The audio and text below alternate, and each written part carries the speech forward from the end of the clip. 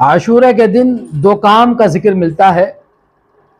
पहला काम तो ये कि इस दिन के रोज़े का जिक्र मिलता है कि जो शख्स इस आशूरा के दिन रोज़ा रखे, आशूरा के दिन का रोज़ा उसके लिए एक साल के गुनाहों का कफ़ारा है।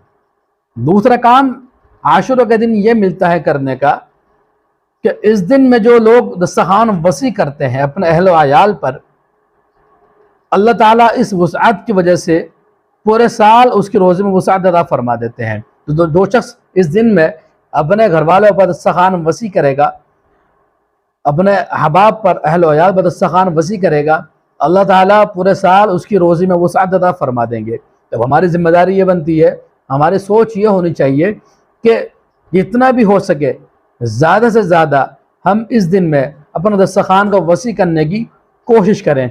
अल्लाह से दुआ है अल्लाह ताला हमें अमल की तौफीक अता फरमाए।